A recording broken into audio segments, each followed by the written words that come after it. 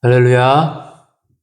오늘 예배에 참여하신 여러분들에게 하나님의 사랑과 은혜가 풍성하시기를 주님의 이름으로 축원드립니다.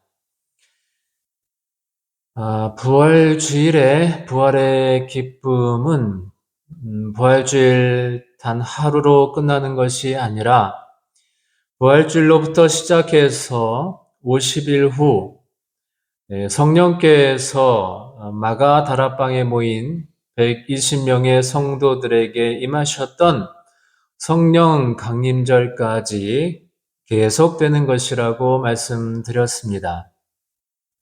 부활주일로부터 성령 강림절까지 모두 50일 이어서 오순절이라고 하는데, 이 50일 동안을 기쁨의 50일로 지키는 아주 오래된 전통이 있다고도 말씀을 드렸습니다. 이 절기는 카톨릭이나 개신교에서 공식적으로 사순절처럼 공식적으로 지키는 절기는 아니지만 충분히 의미 있는 전통인 것 같습니다. 그래서 기쁨의 50일 가운데 있는 오늘도 여러분들에게, 우리에게 기쁨의 주일이 되시기를 주의 이름으로 축원드립니다.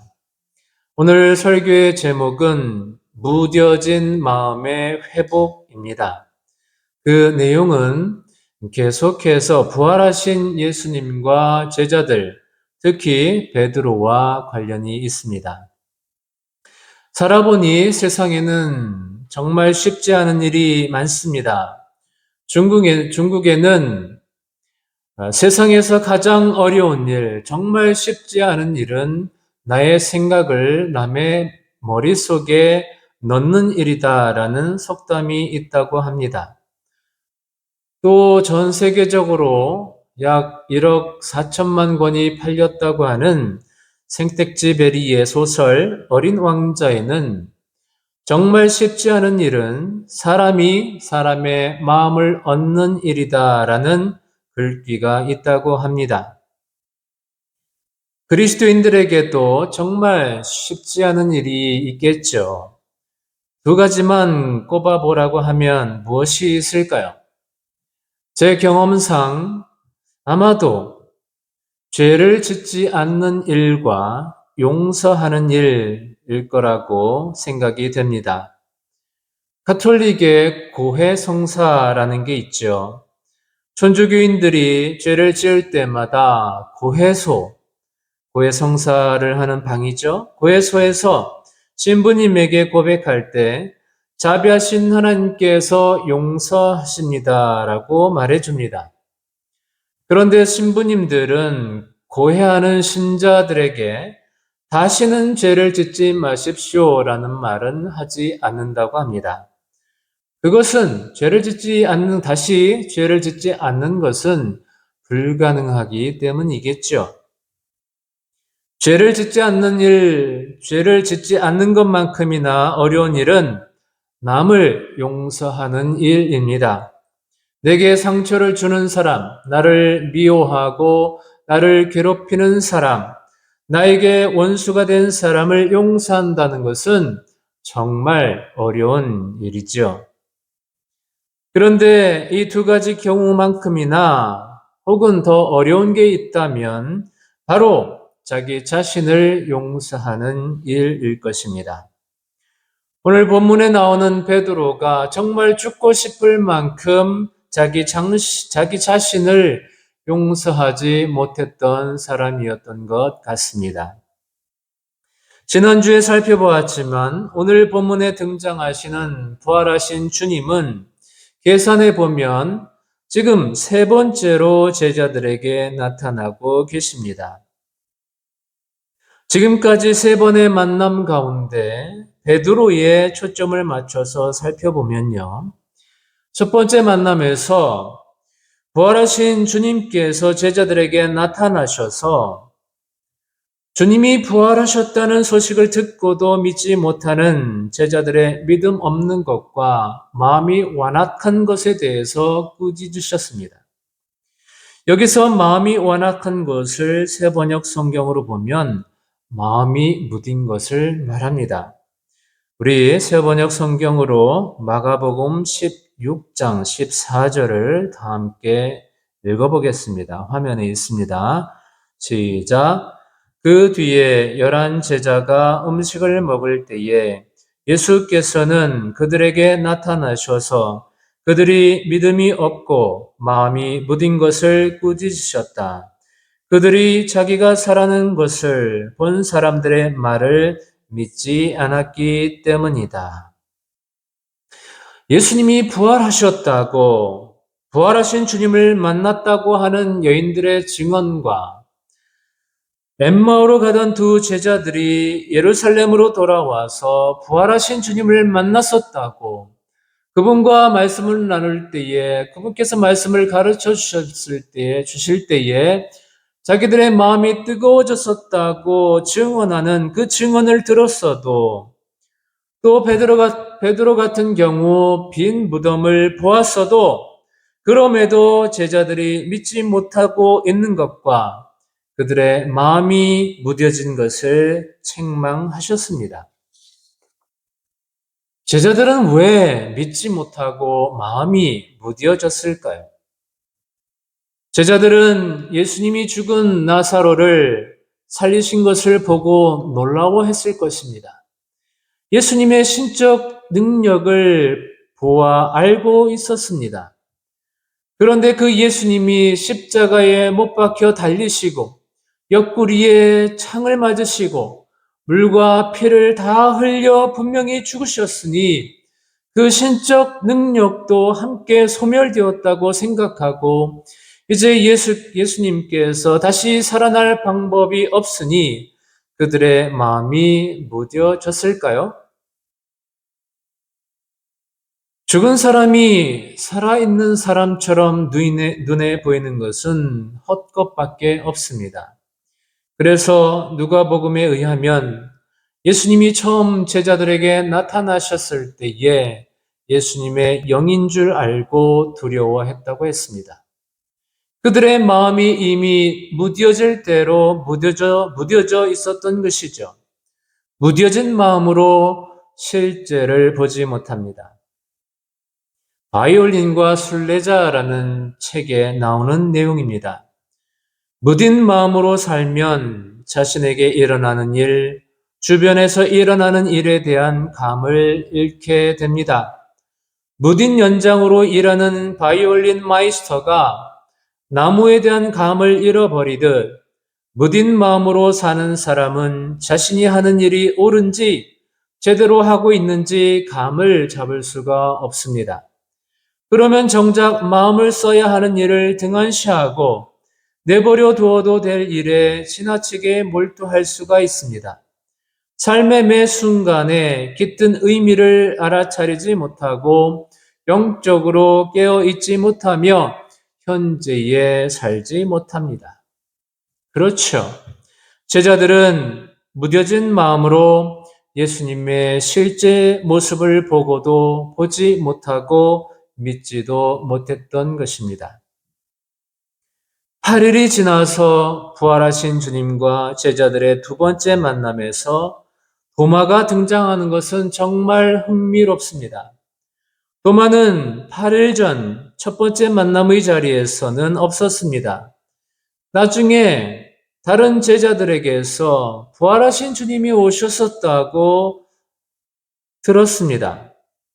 그러나 주님의 손과 발의 못자국과 창자국을 손으로 만져보고 눈으로 확인해 보기 전까지는 도저히 믿지 못하겠다고 말하죠.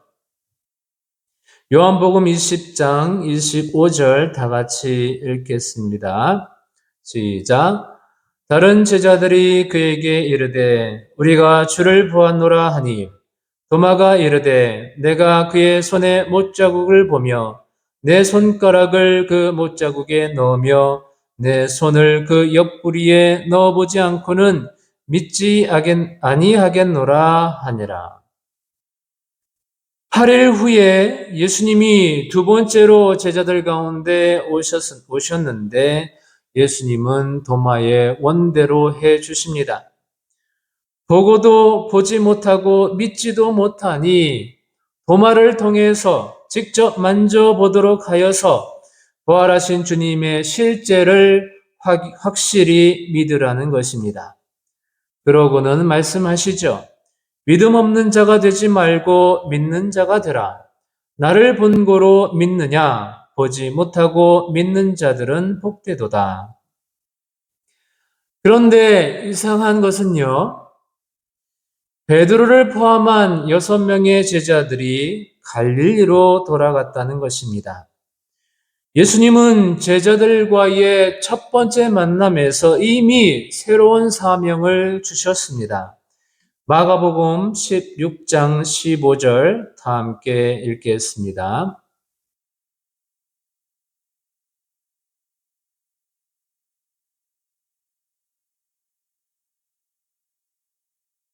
또 이르시되 너희는 온 천하에 다니며 만민에게 복음을 전파하라.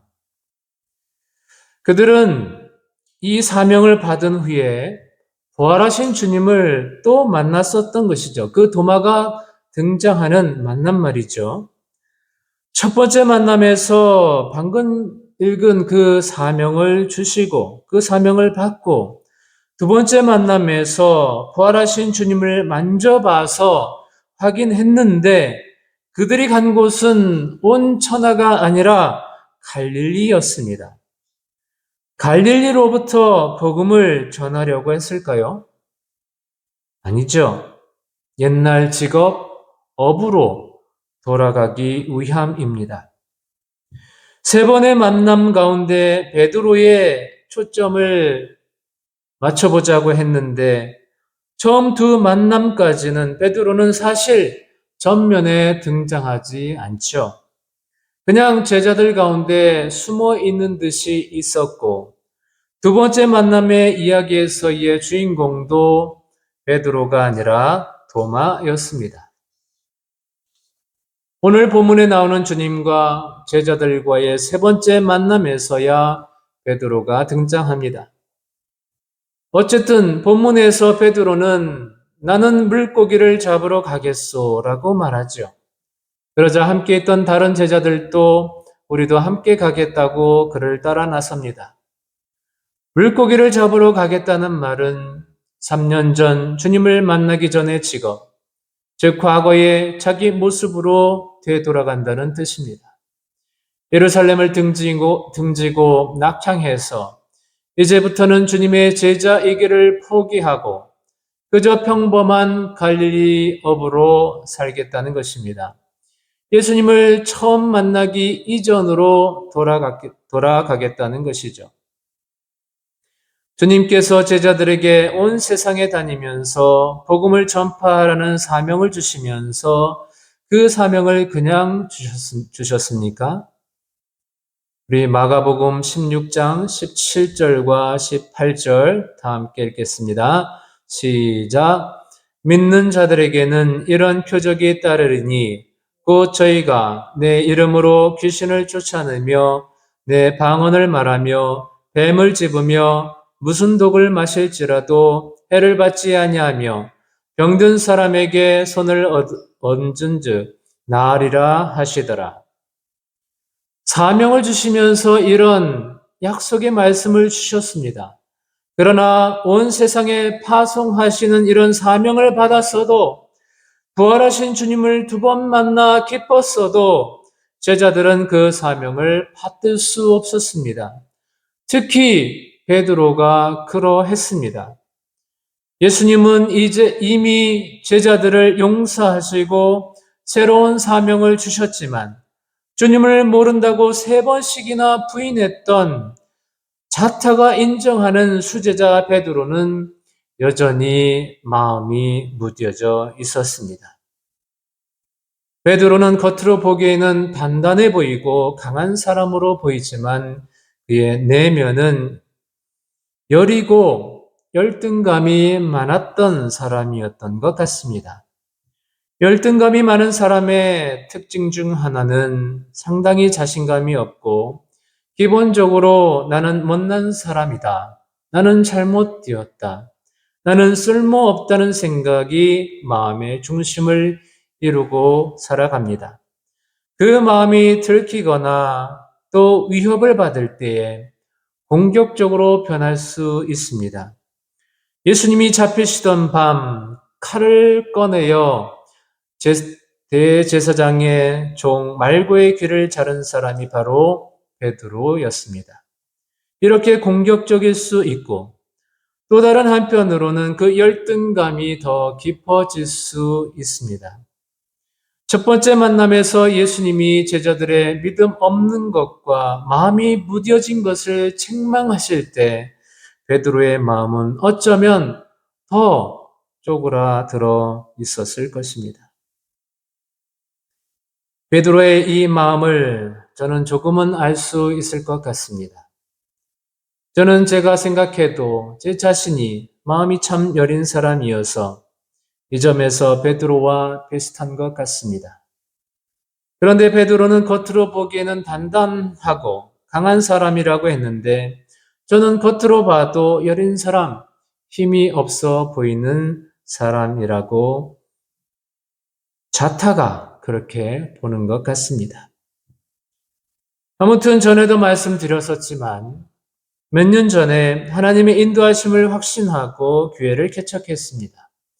자리를 잡아가고 있을 때 삽시간에 안 좋은 일이 일어났습니다. 이유가 무엇이었든 결과적으로 모든 것이 제로가 되었습니다. 목회에 실패했다는 사실에 몹시 실망하고 그저 그런 저 자신에게 이것밖에 안 되나 아무 쓸모없는 존재라고 얼마나 자책했는지 모릅니다. 버티고 버텼지만 마음은 계속해서 더 무뎌져 갔습니다. 아무것도 하기 싫었습니다. 목회는 다시는 하고 싶지 않았습니다. 새롭게 일어날 수 있는 어떤 동기도 부여되지 않았습니다. 이런 마음이 베드로의 마음이었지 않나 싶은 것이죠. 그렇게 아무 일이 없었던 듯이 제자들은 고깃배에 다시 몸을 씻습니다. 그런데 3년 전 벌어졌던 일이 거의 똑같은 일이 일어납니다. 지금 예수님께서 갈릴리 호숫가에 서 계신 줄도 모르고 그들은 그날 밤에도 밤새도록 그물을 던졌지만 모두 허탕이었습니다. 그때에 호숫가에 서 계시던 예수님께서 그들에게 물으셨습니다. 얘들아, 너에게 고기가 있느냐? 그들이 대답합니다. 없나이다. 그분께서 다시 말씀하십니다. 그물을 배 오른쪽에 던져라. 그리하면 잡을 것이다. 제자들이 그물을 던져보니 고기가 너무 많이 걸려서 그물을 들 수 없었습니다. 불과 3년 전과 똑같은 일이 일어났음에도 불구하고 베드로는 오른편에 그물을 던져보라고 말씀하시는 분이 누구인지 까맣게 모르고 있었습니다. 예수께서 사랑하시는 그 제자 곧 요한이 베드로에게 저분이 예수님이시라고 일러준 후에야 비로소 알게 되고 배가 닿기도 전에 뛰어내려 헤엄쳐 나왔습니다. 예수님이 고향까지 또 찾아와 주신 것에 놀랐을까요? 예수님은 숯불을 피워 놓으시고 그 위에 생선이 익어가고 있습니다. 빵도 놓여 있습니다. 예수님은 그 제자들을 부르시며 아침을 먹으라고 하십니다. 제자들은 부활하신 주님이신 줄 알았지만 아무 말도 없이 서 있기만 했습니다. 예수님은 직접 빵과 생선을 제자들에게 건네주시면서 먹으라고 하십니다. 그들은 그 음식을 먹으며 3년 전 주님을 처음 만난 순간부터 돌고 돌아 원점으로 돌아온 오늘에 이르기까지 벌어졌던 온갖 일들이 주마등처럼 뇌리를 스쳐 지나갔을 것입니다. 침묵 가운데 옛 생각이 지나가고 있을 때에 예수님께서 베드로를 향해 물으십니다. 요한의 아들 시몬아, 네가 이 사람들보다 나를 더 사랑하느냐? 연거푸 3번씩 물으셨습니다.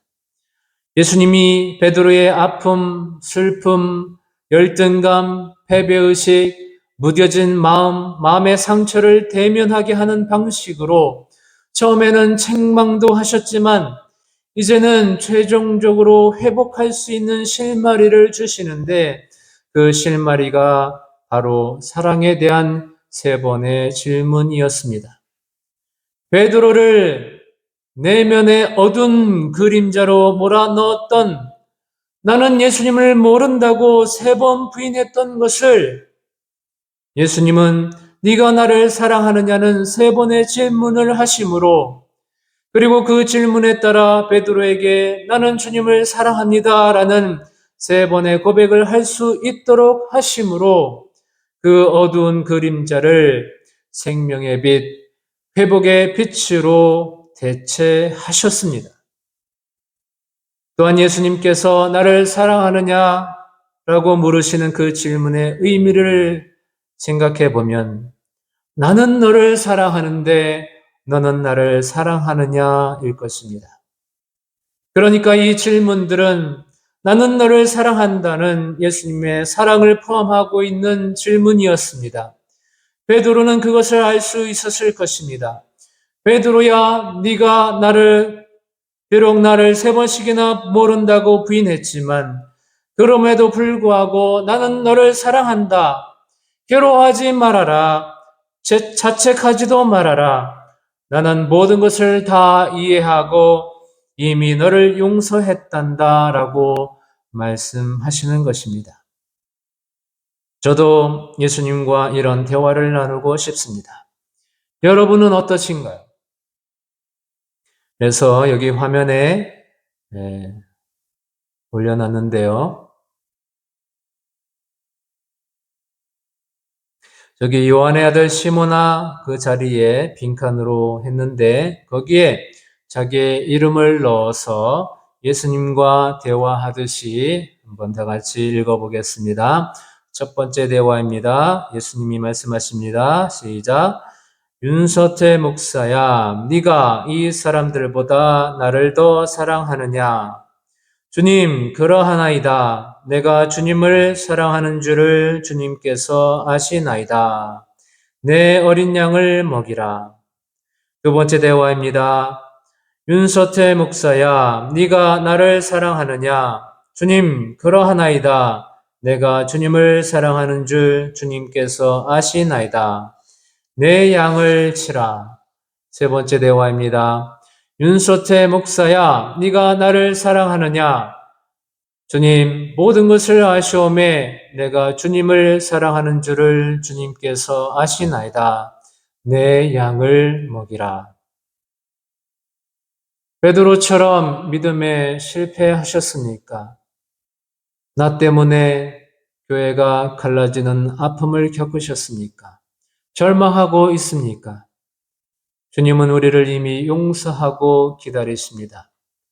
또한 때때로 마음이 무뎌지고 주님을 믿지 못했던 것에 대해서 죄책감에 호적되며 어두운 그림자 가운데 자신을 가둬놓고 슬퍼하며 괴로워하며 스스로를 용서하지 못하지만 주님께서는 그런 우리를 친히 찾아오셔서 상처난 우리 심령을 치유해 주시고 따스한 손을 내미셔서 쓰러진 우리를 일으켜 주시고 다시 새로운 사명을 주십니다.